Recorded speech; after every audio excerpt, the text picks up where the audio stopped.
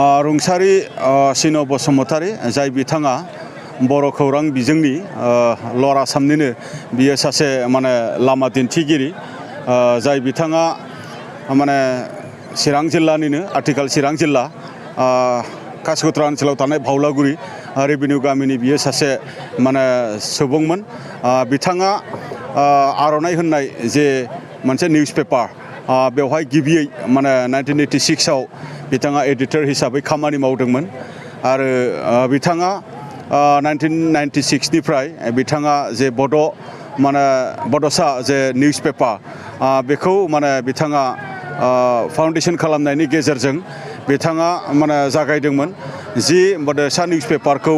सानफ्रामबो फरायनो मोननाय बेबायदि जोङो दिनै मोननो हादों बिथाङा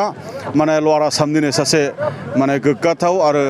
जाफुंसार आरो सासे सेनियर सासे जार्नालिस्टमोन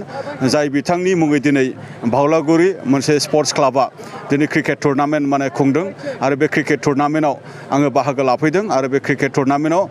कासिकत्रा RJ11 टीमा दिनै चेम्पियन जानो हादों आरो बङाइगाव जिमि मोनसे क्लाबा दिनै रानार्स आप जानो हादों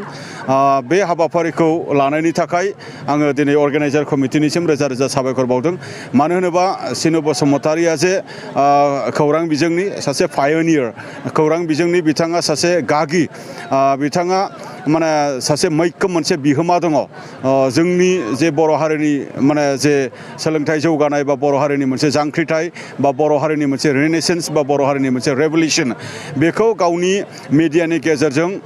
सुबुंफोरनो माने फोरमायनो हाबोदोंमोन बिथाङा जायनि थाखाय बिथांखौ बयबो मान होयो आरो बिथाङा माने मा होनदों बड' माने जार्नालिस्ट एस'सिएशननिबो बिथाङा आफादगिरि जादोंमोन लोगोसे बिथाङा आसामनि मा होनदों मिडिया ट्रास्टनिबो बिथाङा सासे माने ट्रास्टनिबो बिथाङा सासे ट्रास्टिमोन जाय बिथांनि माने नाजानायनि गेजेरजों उपेन्द्रनाथ ब्रह्म मोनसे माने मेम'रियेल मोनसे गेस्ट हाउस रुपनगराव बिथाङा माने बानायनानै दोनलायदोंमोन दा बेखायनो जोङो दिनै बड'सा माने मा होनदों निउस पेपारनि जे फाउन्डार बा प्रप्राइटर माने रुंसारि सिन बसुमतारी आरो ल'र आसामनिनो सासे गागि माने सेनियर माने जाय बिथाङा माने